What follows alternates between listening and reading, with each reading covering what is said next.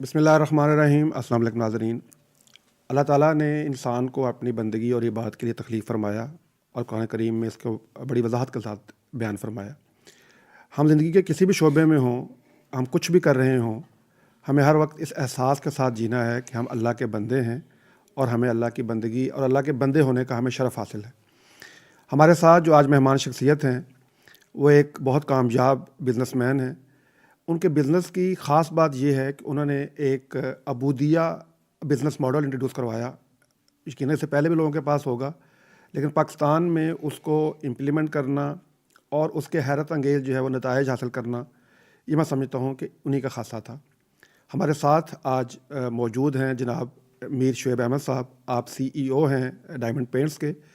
Diamond paints جو ہے وہ یہ دعویٰ کرتا ہے کہ وہ پاکستان کا نمبر 1 پینٹ ہے اور یعنی پینٹ انڈسٹری میں وہ لیڈ کر رہا ہے۔ اور ان کے ساتھ ہم یہ بات کریں گے کہ یہ جو ان کا ایک مائل سٹون تھا کہ انہوں نے آج ہم نے اور بھی ذرائع سے اس بات کو کنفرم کیا ہے کہ واقعتاً ایسا ہے کہ سیلز میں وہ نمبر 1 ہے۔ تو ہم جانیں گے کہ یہ عبودیہ ماڈل کیا ہے، اس کی کیا برکات ہیں، یہ کیسے حاصل ہوئی ہیں اور یہ کیسے حاصل ہو سکتی ہیں، اور ہمارے وہ ناظرین جو کسی نہ کسی درجہ سے یا کسی نہ کسی حوالے سے کسی بزنس سے وابستہ ہیں وہ کس طرح اس سے فائدہ اٹھا سکتے ہیں۔ آئیے ان سے ملاقات کرتے ہیں۔ السلام علیکم۔ وعلیکم السلام۔ آپ کا بزنس بھی آپ کی عبادت بن جائے، یہ خیال کہاں سے آیا اور یہ کیسے شروع ہوا؟ جی بسم اللہ الرحمن الرحیم۔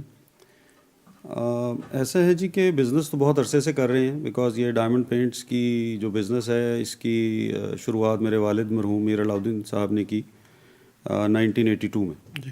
سو اس کو تقریباً 40 سال سے زیادہ کا ہمیں عرصہ ہو گیا اس کو چلاتے ہوئے، اور تقریباً 91 میں یونیورسٹی سے فری ہونے کے بعد پنجاب یونیورسٹی سے آئی ڈیڈ مائی MPA، اور اس کے بعد میں اس میں پریکٹیکلی انٹر ہوا۔ ابھی ٹریننگ میری ساری میرے والد صاحب نے ہی کی تھی، but in the very beginning 96 میں ہی پاسڈ اوے۔ تو اس وقت آئی واز لائک ہارڈلی 30 سال کا میں تھا، اور اس وقت سے لے کر اب تک ظاہر ہے کہ اس کام کو لے کے الحمدللہ یہاں تک لایا ہوں۔ اب میرے بچے بھی میرے ساتھ شامل ہو گئے، مگر آج سے تقریباً 12 سال پہلے جو آپ نے کہا نا کہ یہ عبودیہ بزنس ماڈل کی طرف کیسے آئے، تو ایک ٹریننگ میں جانے کا اتفاق ہوا۔ ہمارے بڑے اب تو قریبی دوست ہیں سلیمان احمد صاحب، ان کی ٹائم لینڈرز کے نام سے آرگنائزیشن ہے جو ٹریڈنگ کراتی ہے۔ اس ٹریننگ میں گیا اور اس میں ایک سوال انہوں نے اٹھایا جس میں انہوں نے ایک بڑا مشہور یورپین فلاسفر ہے مارک ٹوین، اس کا ایک جملہ تھا کہ the most 2 important days of a persons life, the day he is born and the day he knows why, کہ سب سے جو دنیا کے زندگی میں جو 2 سب سے امپورٹنٹ دن ہیں، ایک دن جب انسان پیدا ہوتا ہے اور دوسرے دن جب اس کو پتہ لگتا ہے کہ میں پیدا کیوں کیا گیا۔ تو یہ کیوں کی تلاش جو ہے نا وہ اس عبودیہ بزنس ماڈل تک مجھے لے گئی، بیکاز کاروبار تو میں کر رہا تھا کسی حد تک، آج سے اس وقت بھی کافی کامیاب بزنس تھا ہمارا ڈائمنڈ پینٹس کا، کافی مستقل بنیادوں پہ ہم اچھی اچیومنٹس کر رہے تھے، مگر یہ چیز سوچنا کہ بھئی میں اگر اس دنیا میں کیوں آیا ہوں، کیا میں صرف پیسہ کمانے کے لیے آیا ہوں، میں صرف ایک فیملی کو امیر کرنے کے لیے آیا ہوں، تو اس جملے نے نا مجھے بڑا جھنجھوڑا۔ اور پھر ہم نے ایک ویژنز ایکسرسائز کی کہ آخر ڈائمنڈ پینٹس کا ویژن کیا ہے، اور ایک وہ ذکر کرتے ہیں اپنی ٹریننگز میں کہ ہر بندے کے مختلف رولز ہیں۔ میرا role as a businessman بھی ہے، میرا رول ایز اے باپ بھی ہے، ایز اے بیٹا بھی ہے، ایز اے رشتہ دار بھی ہے، ایز اے ہمسایہ بھی ہے۔ تو ان رولز کے اندر ہم کیسے اس طرح کی زندگی گزاریں کہ آخرت میں کامیاب ہو جائیں۔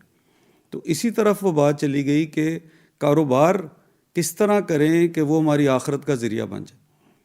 تو یہ سوچ جو ہے وہ مجھے لے آئی عبودیہ بزنس ماڈل پہ۔ عبودیہ بیسیکلی لفظ جو ہے وہ عبد سے بنا ہے۔ عبد عربی زبان کا لفظ ہے جس کا مطلب ہے غلام، مگر علماء کہتے ہیں کہ اس کو آپ کہیں کہ a willful slave to Allah، کہ ایک ایسا غلام جو خوشی سے اس غلامی میں آیا، اپنی مرضی کے ساتھ وہ کرنا ہے۔ ہاں، تو اس عبودیہ بزنس ماڈل سے ہی بات کا آغاز کرتے ہیں، جس سے میں سمجھتا ہوں کہ ہماری ایک اچھی کمپنی جو تھی وہ ایک بہت بڑی اور بہت اچھی کمپنی بن گئی، اور پاکستان کے سب سے بڑی کمپنی سیلز وائز بن گئی۔ وہ ایسا ہے کہ اس کے 2 ستون ہیں۔ پہلا جو اللہ تعالیٰ نے قرآن کریم میں فرمایا وما خلقت الجن والانس الا لیعبدون، کہ ہم نے جنوں اور انسانوں کو اپنی عبادت کے لیے پیدا کیا۔ تو سب سے پہلے تو ہمیں اس چیز کو سامنے رکھنا ہے کہ ہم کاروبار کریں. ظاہر ہے کاروبار کرتے ہیں آپ اکیلے نہیں کرتے, آپ کے ساتھ سینکڑوں لوگ لگے ہوتے ہیں. تو ان سب کو آپ نے اللہ کا عبدیت میں کیسے لے کر آنا ہے, کیسے میں ایسا کروں, کیونکہ میں امیر ہوں اور مجھ سے سوال ہوگا ان سب لوگوں کا جو کہ میرے انڈر کام کرتے ہیں, میری فیملی بھی اور میرے تمام دوست احباب بھی. میں کبھی بھی ان کو امپلائیز کہنا پسند نہیں کرتا, کولیگز ہیں میرے. تو ان کے ساتھ جس وقت ہم کام کرتے ہیں تو وہ کیا کریں, تو بیسیکلی آپ نے ایک کنڈیوسیو انوائرمنٹ دینا ہوتا ہے کہ ہر بندہ جو ہے نا اس میں اللہ کو راضی کرنے والا بن جائے, وہ اپنی جو فرض ہیں ان کا اہتمام کرے. اور جیسا کہ ہم جانتے ہیں کہ یہ جو فرائض دین کا ایک حصہ ہے نا, فرض کے علاوہ آپ کا اخلاق کیسا ہے, آپ کا لین دین کیسا ہے, معاملات کیسے ہیں, یہ ساری چیزیں مل کے جو ہے نا وہ ایک مکمل انسان اور ایک مکمل مسلمان بناتے ہیں.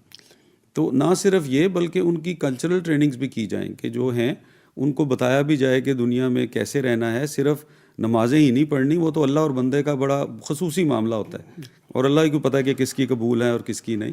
مگر یہ جو معاملات ہیں اور اخلاق ہے اور لوگوں کے ساتھ چلنا, رشتہ داروں کے ساتھ, بچوں کے ساتھ, والدین کے ساتھ, بیوی کے ساتھ, یہ سارے, اور پلس کاروباری معاملات کے ساتھ, کیونکہ ہم ہر وقت اپنے جو ہمارے ساتھ کام کر رہے ہیں ان کے ساتھ بھی ہمارا ایک بزنس ہی چل رہا ہوتا ہے نا, وہ ہمیں اپنا وقت دے رہے ہوتے ہیں اور ہم اس سے کوشش کر رہے ہوتے ہیں کہ ہم اپنے اہداف حاصل کر سکیں اچھے طریقے سے جلد. تو وہ ایک انوائرمنٹ ایسا دینا کہ جس میں وہ اللہ کو راضی کرنے والے بن جائیں. ان کی جو تلاوت ہے, قرآن پڑھنا ہے, اس چیزوں کو بہتر کر دیا جائے. تو اس کے لیے ایک مربوط سا نظام ہم نے الحمدللہ بنایا. سب سے پہلے ہم نے ایک نافع ایک ادارہ ہے جس سے ہم نے اپنا سارے کے سارے جتنے بھی ہمارے بزنس کے ڈاکومنٹس تھے ان کو ہم نے ویٹ کروایا کہ کیا یہ شرعی طور پہ صحیح ہیں. تقریباً 3.5 سے 4 سال کا عرصہ لگا کہ اس میں بہت ساری چیزیں تھیں جو متصادم ہو رہی تھیں. کچھ کانٹریکٹس لکھے ہوتے ہیں آپ کے وینڈرز کے ساتھ ہوں, آپ کے کسٹمر کے ساتھ ہوں, جن میں کچھ شرائط ایسی ہوتی ہیں کہ جو اس کو جو بیع ہے وہ فاسد ہو سکتی ہے. تو اس کو پھر ہم نے ان کی تصحیح کی اور اس کے بعد انہوں نے ہمیں کیا. اس کے بعد پھر ہم نے اپنا باقاعدہ ایک ڈپارٹمنٹ بنوا لیا شریعہ کمپلائنس کا, جس میں اس وقت الحمدللہ 5 مفتیان کرام ہمارے ساتھ پرماننٹ ہی چل رہے ہوتے ہیں, تاکہ کوئی چیز ایسی نہ ہو جو کہ اس کو کوئی بھی کام حرام کی طرف نہ چلا جائے. رزق حلال کی کوشش ہے. تو ایک تو اس میں یہ ہے کہ آپ یہ اس چیز کا کرنا, اپنی نیت کا کرنا کہ یہ جو نیت ہے اس کاروبار کی, اس کا مقصد صرف پیسہ کمانا نہیں, اس کا مطلب ہے کہ اس میں سے جو کمائیں گے ظاہر ہے بیوی بچوں پہ بھی خرچ کریں گے, اور جتنے ہمارے لوگ ہیں, رشتہ دار ہیں اور ہمارے ساتھ جو مل کے کام کر رہے ہیں, سب سے پہلے ان کا حق ہے اور اس کے بعد عوام الناس کا.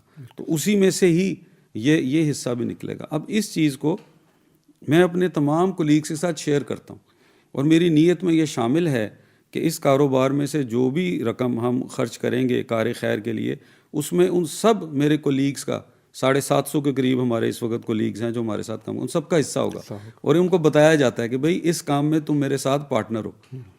دنیا میں تو ظاہر ہے کہ ایک پارٹنرشپ ایک لیول کی ہوتی ہے, مگر آخرت کی پارٹنرشپ اصل ہے. تو جب ان کو اس چیز کا احساس ہوتا ہے کہ نہیں یار واقعی اس میں ہمارا حصہ بھی پڑ رہا ہے نا, تو پھر جو میں سمجھتا ہوں کہ جو ایک اپنا سمجھ کے جو کام کیا جاتا ہے نا, اس کے لیے پھر آپ کو کہنا نہیں پڑتا.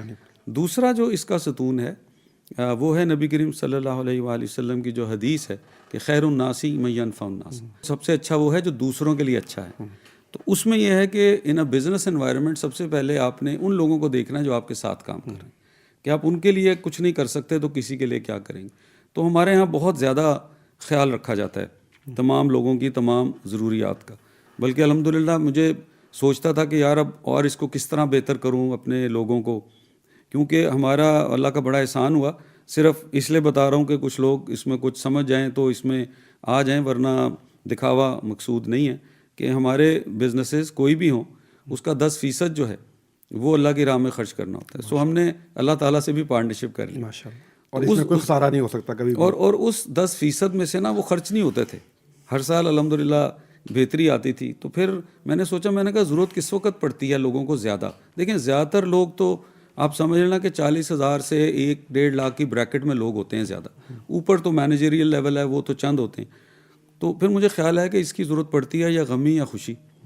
تو پھر ہم نے اسی میں سے اب ہم نے یہ کیا ہے کہ تقریباً ہر لیول تک نا جو ہی کوئی ولادت ہوتی ہے تو 1 لاکھ روپے دیے جاتے ہیں.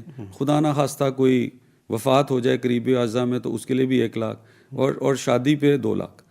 تو یہ ہر مینیجر لیول تک ہر جو بھی ہمارا کولیگ ہے اس کو یہ چیز بغیر مانگے دے دی جاتی. ماشاء اللہ. تو الحمدللہ میں سمجھتا ہوں کہ یہ جو ہے نا کہ دیکھیں جو آپ کے گورنمنٹ نے جو آپ کے اوپر چیزیں کہی ہیں لیبر لاز کے مطابق, وہ کرنا تو ہے ہی لازم. اس کی تو میں بات نہیں کروں گا. ہمارے بہت سارے کاروباری حضرات ہیں وہ اس چیز کو بالکل اس سے بے خبر ہیں کہ اللہ تعالیٰ نے جس چیز کا اگر حکومت وقت نے حکم دیا اور وہ دین سے متصادم نہیں ہے تو پھر اس کو ماننا ہمارے لیے ضروری ہے. جی بالکل. تو جو لیبر لاز میں جس طرح منیمم ویج ہے وہ 40,000 ہے, اگر کوئی نہیں دے رہا تو زیادتی ہے, اگر وہ ڈبل اوور ٹائم ہے وہ نہیں دے رہا تو وہ زیادتی ہے. اس کے علاوہ ظاہر ہے پروویڈنٹ فنڈ ہے یا جو بھی اس قسم کی شکیں ہیں, بیکاز اس سے جو اس کو فائدہ حاصل ہوتا ہے یعنی کہ ریٹائرمنٹ تک اس کو ایک گورنمنٹ دیتی ہے آفٹر 60 ایئرز آف ایج, تو وہ ظاہر ہے کہ کوئی بھی انڈیویجول نہیں دے سکتا. اس کے لیے ہمیں حکومت کو یہ چیز کرنی ہے. اور ہمارے ہاں ایک اور چیز ہے کہ جو بائی لا اگر کمپنی پروفٹ میں ہے تو اسے 5% آف پروفٹ شیئر کرنا ہوتا ہے امپلائی سے, جو وچ از کالڈ WPP ہے, ورکر پروفٹ پارٹیسپیشن فنڈ. الحمدللہ ہم ہر سال وہ بھی کرتے ہیں. پچھلے سال اس کا ایک فارمولہ ہے, اس کا یونٹ جو تھا وہ ہر امپلائی کو 1,28,000 روپیہ ملا.